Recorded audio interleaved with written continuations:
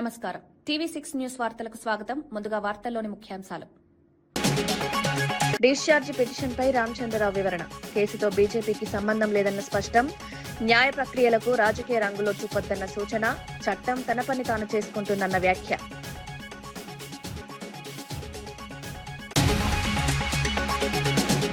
తన పార్టీని ప్రకటించాక చాలా సర్ప్రైజ్లుంటాయన్న కవిత. ఢిల్లీ మద్యం కేసు ఇంకా ఉందని బీజేపీ నేతలు మాట్లాడటం విడ్డూరమన్న కవిత. తనను 5 నెలల పాటు జైల్లో పెట్టి క్షోభకు గురిచేశారని, సమస్యలున్న చోట ఎప్పుడూ షో చేయడానికి వీల్లేదన్నారు.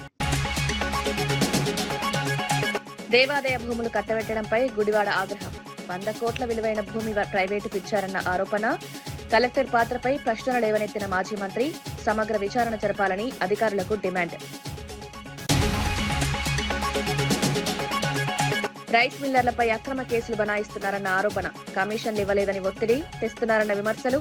వ్యాపార వర్గాలపై భయాందోళనలు సృష్టిస్తున్నారన్న వ్యాఖ్య. వేధింపులు ఆపాలని మాజీ మంత్రి జగదీష్ రెడ్డి డిమాండ్. మూసీ ప్రాజెక్టుపై చిల్లర రాజకీయాలు మానాలని చినగాని దయాకర్ సూచన. 55 కిలోమీటర్లు శుభ్రపరిచే పనులు ప్రారంభం. భవిష్యత్ తరాలకు పునర్జీవనాది లక్ష్యమన్న వ్యాఖ్య. అభివృద్ధిని అడ్డుకోవడం సరికాదన్న విమర్శ.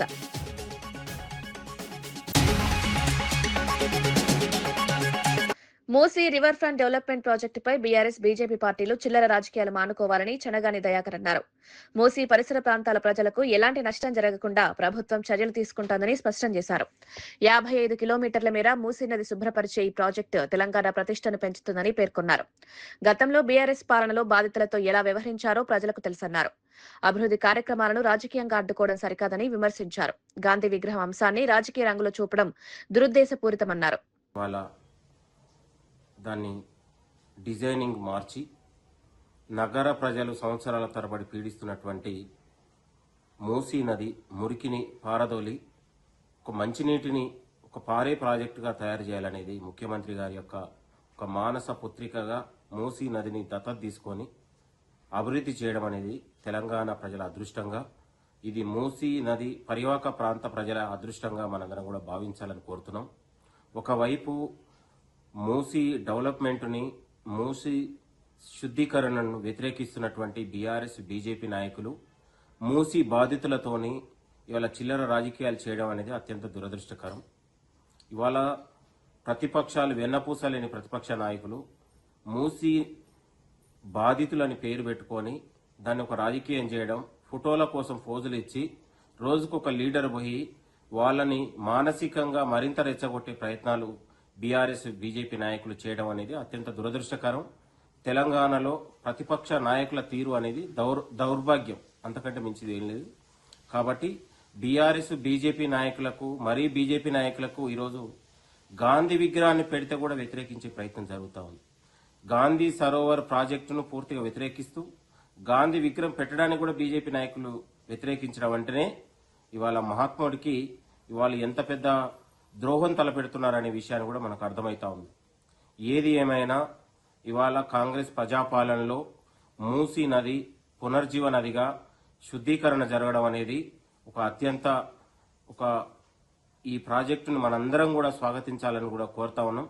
మూసీ పరిసర ప్రాంతం కావచ్చు, దాని ఉన్నటువంటి ఆనుకొని సంవత్సరాల తరబడి జీవిస్తున్నటువంటి ఇవాళ అక్కడ ఉన్నటువంటి బాధితులకు ఎక్కడ కూడా ఈ ప్రభుత్వం అన్యాయం చేయట్లేదు. అందరికీ కూడా పునరావాసం కల్పిస్తాం. ఏ ఒక్క బాధితుడికి కూడా అన్యాయం జరగదు. ఈ ప్రజాపాలనలో, రేవంత్ రెడ్డి గారి పాలనలో బాధితులు వినతి పత్రాలు ఇస్తేనో విజ్ఞప్తులు చేస్తే కూడా ఈ ప్రభుత్వం స్పందిస్తుంది, మాట్లాడుతూ ఉంది. బీఆర్ఎస్ పాలనలో ఇవాళ మల్లన్న సాగరు బాధితుల గోస రాబోయే 2 నెలల్లో కొత్త రాజకీయ పార్టీ స్థాపించనున్నట్లు కవిత సంచలన ప్రకటన చేశారు. రాజకీయాల్లో ధైర్యం, ఓటమిని అంగీకరించే మనస్తత్వం అవసరమని పేర్కొన్నారు. ప్రజల ఆశయాలను ప్రతిబింబించే వేదిక అవసరమన్నారు. కొత్త పార్టీ లక్ష్యాలు, సిద్ధాంతాలు త్వరలో వెల్లడిస్తామని తెలిపారు. ఈ ప్రకటనతో రాష్ట్ర రాజకీయాల్లో కొత్త చర్చ ప్రారంభమైంది. మా ప్రభుత్వం పడిపోవడానికి ఈ కేసే కారణం అన్నట్టుగా అర్థం వచ్చేలాగా వారు ట్వీట్ చేయడం జరిగింది. ఇవాళ నేను పొద్దున్నుండి బీఆర్ఎస్ పార్టీ సోషల్ మీడియా ఏదైతే అనేక రకాలైనటువంటి కమెంట్స్ చేస్తూ ఉన్నారో, ఏదైతే మొత్తం బీఆర్ఎస్ పార్టీ ఇక్కడ రాష్ట్రంలో ఓడిపోవడానికి ఈ కేసే కారణమని ఒక ట్విస్ట్ ఇచ్చే ప్రయత్నం చేస్తూ ఉన్నారో, వాళ్ళందరినీ కేటీఆర్ రామారావు గారిని సూటిగా నేను ఒక ప్రశ్న అడుగుతా ఉన్నా. నా మీద కేసు పెట్టింది ఎందుకోసం? పార్టీ కోసం కాదా? ఈ మాట కేసీఆర్ గారు చెప్పలేదా?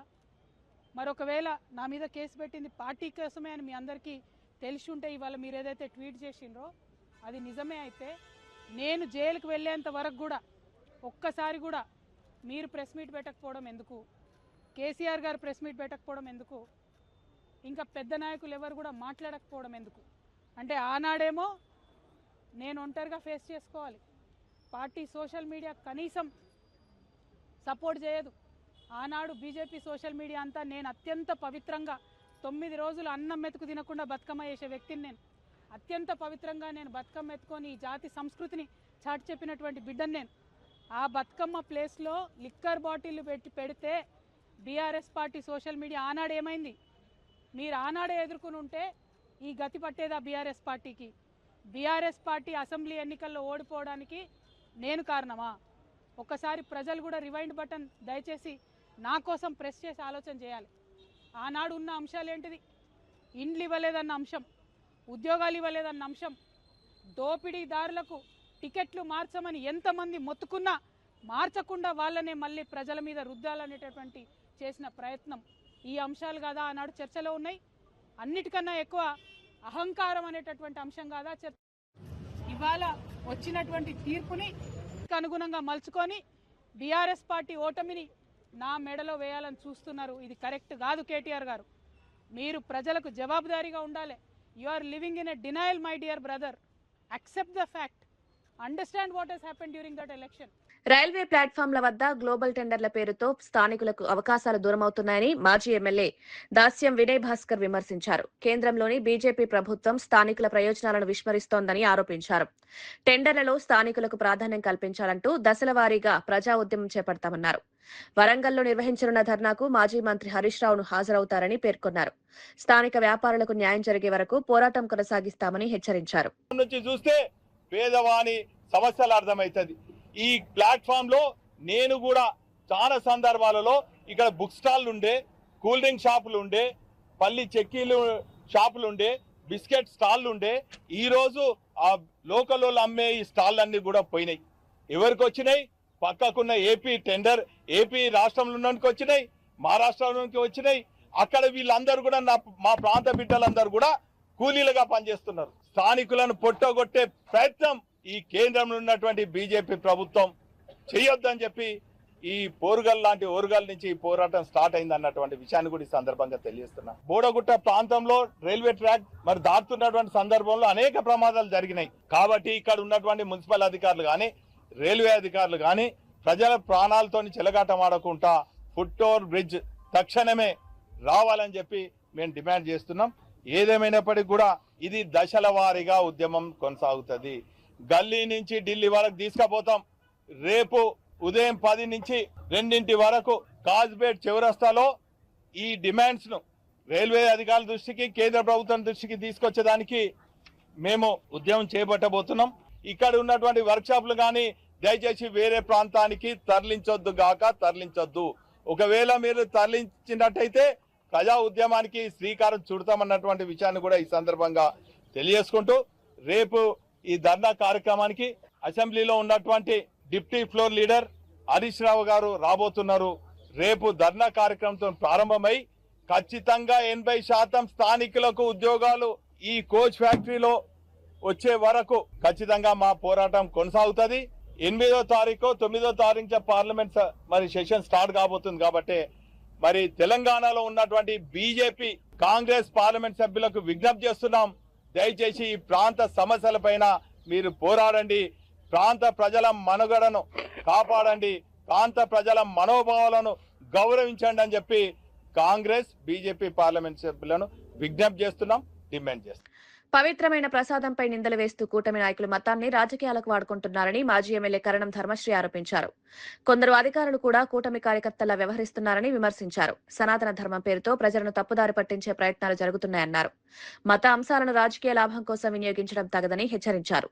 ప్రజల విశ్వాసాలను దెబ్బతీసే విధంగా వ్యాఖ్యలు చేయకూడదన్నారు. ప్రభుత్వానికి ఒక కార్యకర్తగానో, కూటమి నాయకురాలుగా ఈ రోజు జిల్లా మెజిస్ట్రేట్ కు ఉన్నటువంటి వ్యక్తి ఉండడం, అది దేవాదాయ ధర్మాదాయ శాఖ భూమి.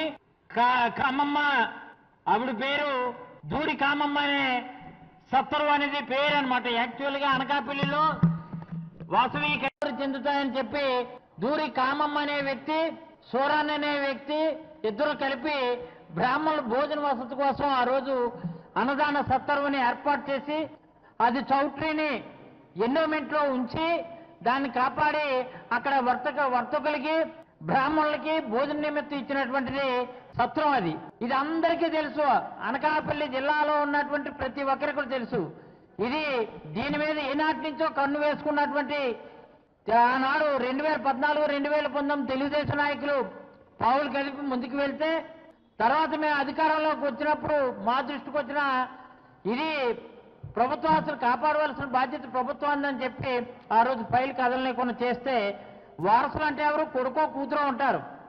కానీ కౌలుదారుడిగా ఉన్నటువంటి చింతల్లి చేత ఒక సోమవారం పూట స్పందనలో పేపర్ ఇచ్చినట్టు ఇచ్చి తక్షణమే ఈ కలెక్టర్ గారు వచ్చిన తర్వాత జూలై నుంచి సర్వేయంగా స్పీడ్గా పరిగెట్టింది ఈ ఫైలు పరిగెట్టడమే కాదు, ఇది క్లియర్గా ఎండోమెంట్ తాలూకు ఆస్తని 100 కోట్లు విలువైనటువంటి ఆస్తని దానిలో సగమైనా సరే కైంకర్యం చేసుకుందాం, మన సర్వీసులో ఉంటుండగా ఇంత సంపాదించుకోలేం, ఇది వెంటనే సంపాదించుకోవచ్చని దుగ్ధతో చేసినటువంటి దుర్మార్గమైనటువంటి చర్య ఇది.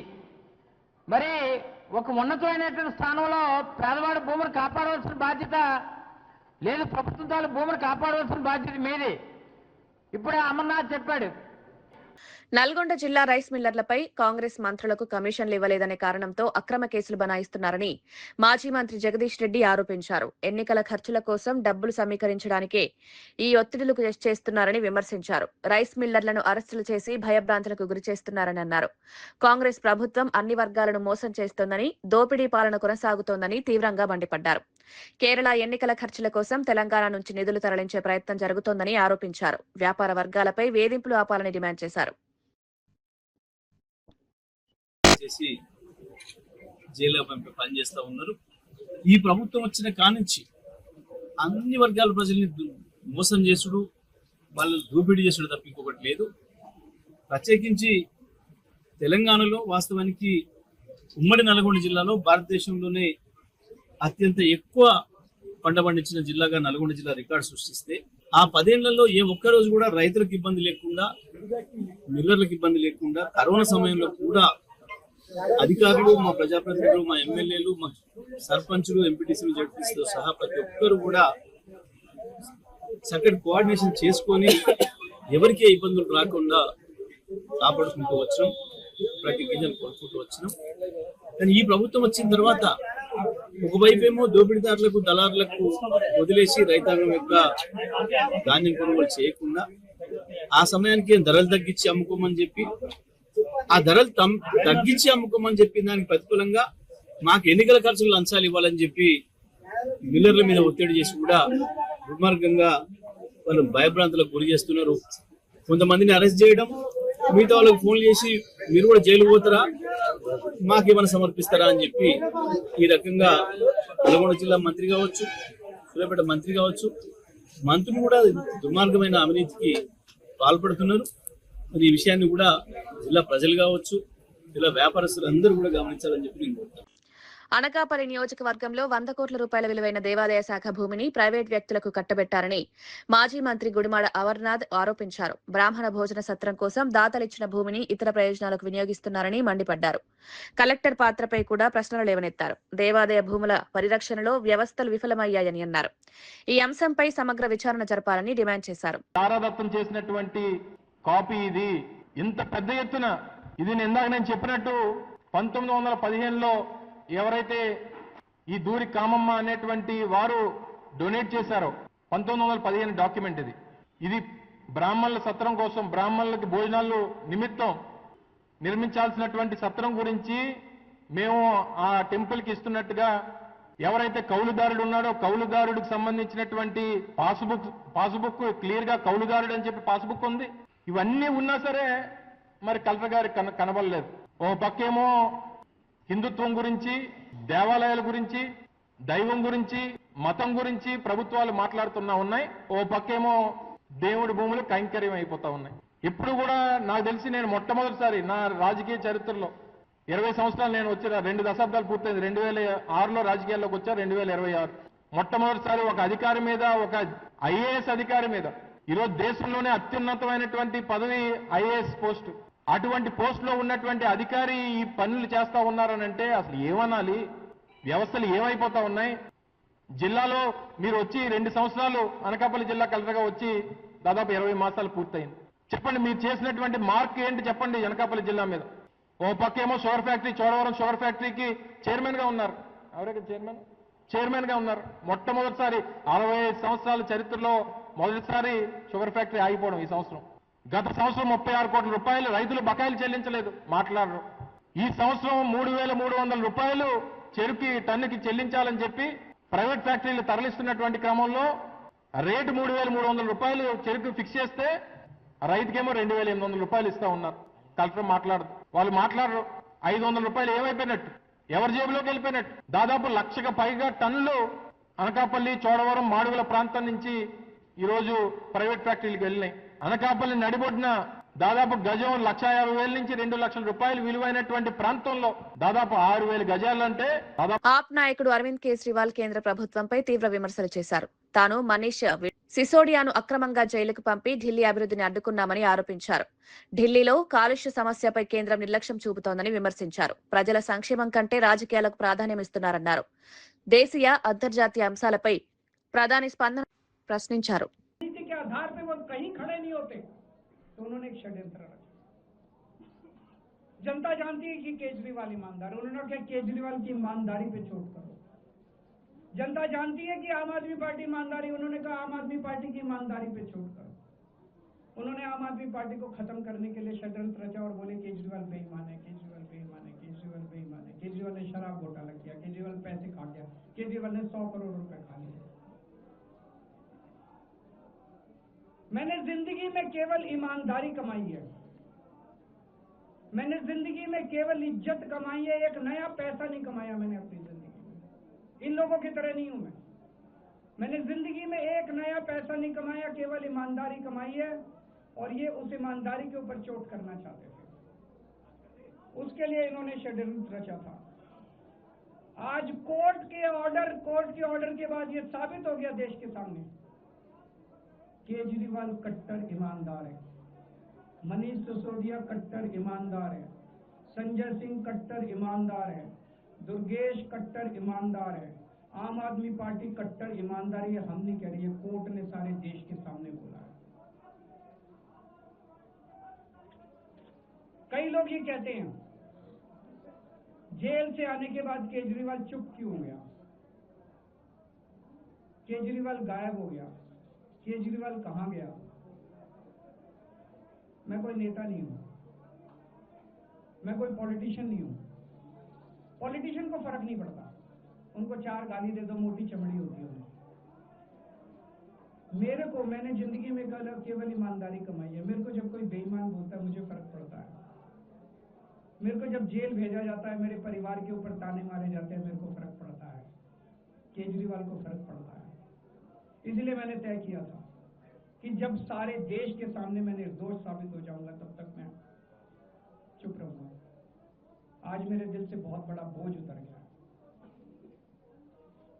मैं मोदी जी को कहना चाहता हूं, मोदी जी आपने हमारे ऊपर इतने केस कर लिए, आपने ईडी छोड़ दी, आपने सीबीआई छोड़ दी, आपने पुलिस छोड़ दी, आपने इनकम टैक्स छोड़ दिया हमारे पीछे, आपने जेल भेज दिया हमारे। కేంద్ర ప్రభుత్వం చేపట్టిన రీఫార్మ్ ఎక్స్ప్రెస్ లో భాగంగా ఆయా శాఖల సంస్కరణలపై సమగ్ర నివేదికలు సిద్ధం చేయాలని మోదీ మంత్రులకు ఆదేశించారు. గతంలో సాధించిన విజయాలు, భవిష్యత్ సంస్కరణలు, వాటి గడువులను స్పష్టంగా వివరించాలని అన్నారు. 2047 వికసిత్ భారత్ లక్ష్యాన్ని సాధించడంలో ఈ సంస్కరణలు కీలకమని ప్రధాని అభిప్రాయపడ్డారు. నిర్మాణాత్మక సంస్కరణలు, పాలన సరళీకరణ ద్వారా సామాన్య ప్రజలకు ప్రయోజనం చేకూరుతుందన్నారు.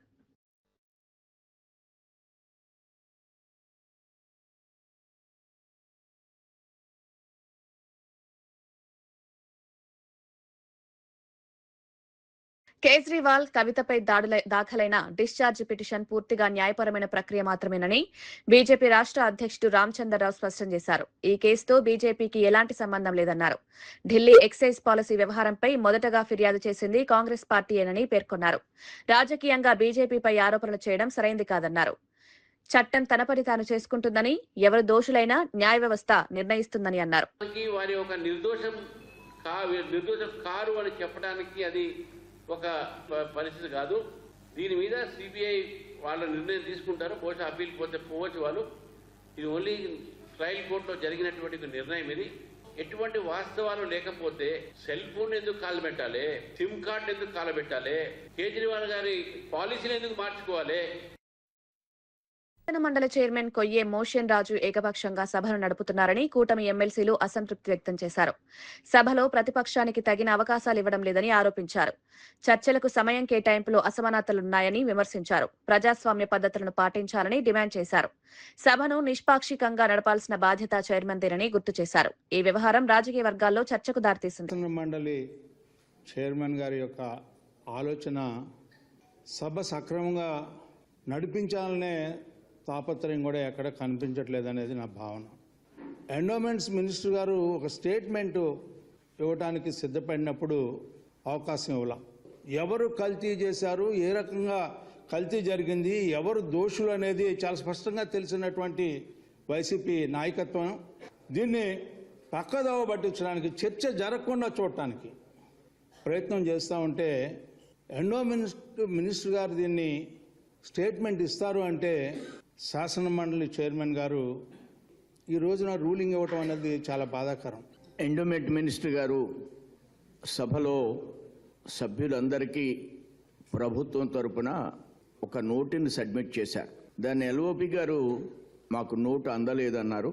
మంత్రివర్యులు వారు సమాధానం చెప్పడానికి సిద్ధమవుతున్న సందర్భంలో చైర్మన్ గారు అడ్డుకుని చర్చని వాయిదా వేయించే విధంగా ప్రయత్నం చేసి ఈరోజు మరలా పోడియం దగ్గరికి వచ్చి ఆయన ఈవేళ ప్రభుత్వం ఆట విడుపు పేరిట శాసనసభ శాసనమండలి సభ్యుల కోసం నిర్వహించిన క్రీడా పోటీలు విజయవంతమయ్యాయని షాప్ చైర్మన్ రవినాయుడు తెలిపారు. ప్రజాప్రతినిధులు కూడా క్రీడల్లో పాల్గొనడం ఆరోగ్యకరమైన వాతావరణానికి దోహదమన్నారు. రాజకీయ భేదాలు పక్కన పెట్టి అందరూ కలిసి పాల్గొనడం సానుకూల పరిణామమని పేర్కొన్నారు. ఇటువంటి కార్యక్రమాలు సౌహార్దతను పెంచుతాయన్నారు. భవిష్యత్తులో మరిన్ని క్రీడా కార్యక్రమాలు నిర్వహించాలని సంకల్పించారు.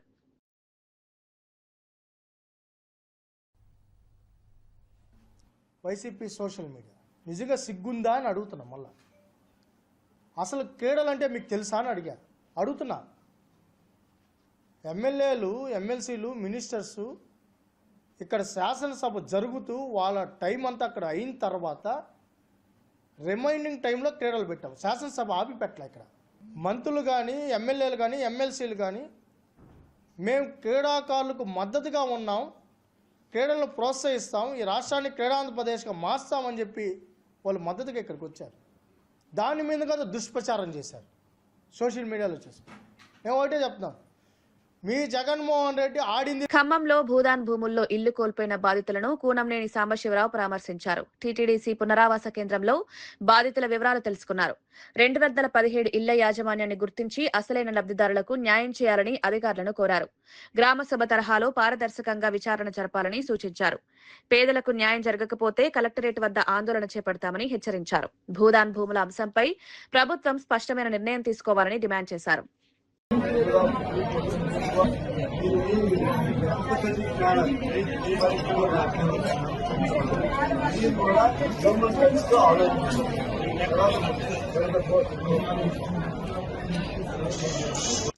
నటుడు విజయ్ దేవరకొండ, రష్మిక మందన వివాహం అనంతరం శంషాబాద్ విమానాశ్రయానికి చేరుకున్నారు. రాజస్థాన్ లో జరిగిన వారి వివాహ వేడుక తర్వాత ఈ నూతన దంపతులు హైదరాబాద్ కు వచ్చారు. విమానాశ్రయంలో అభిమానులు, మీడియా ఆసక్తిగా ఎదురుచూస్తున్నారు.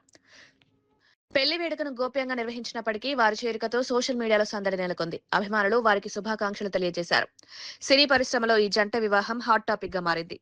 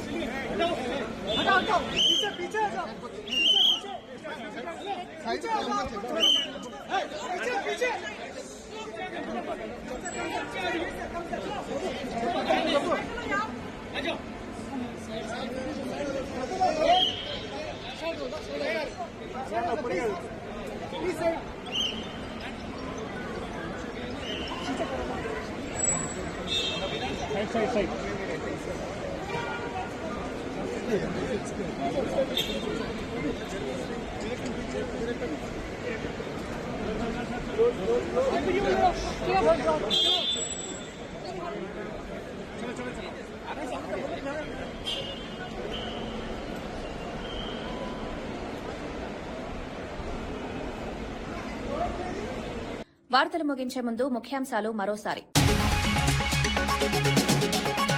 డిశ్చార్జ్ పిటిషన్పై రామచంద్రరావు వివరణ. కేసుతో బీజేపీకి సంబంధం లేదన్న స్పష్టం. న్యాయ ప్రక్రియలకు రాజకీయ రంగులో చూపొద్దన్న సూచన. చట్టం తన పని తాను చేసుకుంటుందన్న వ్యాఖ్య.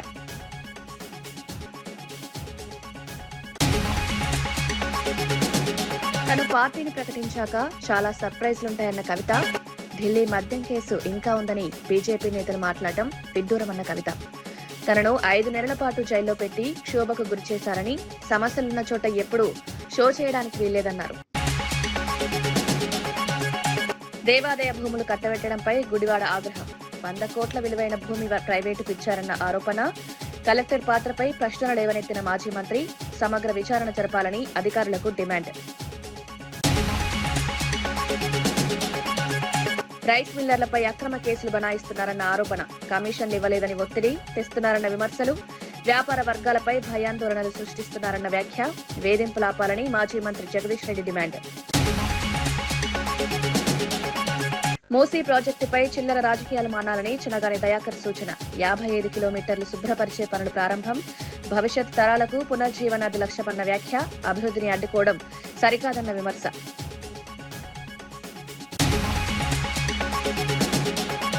ఇవి ఈనాటి వార్తా విశేషాలు. మరో బులెటిన్లో మళ్ళీ కలుద్దాం. నమస్కారం.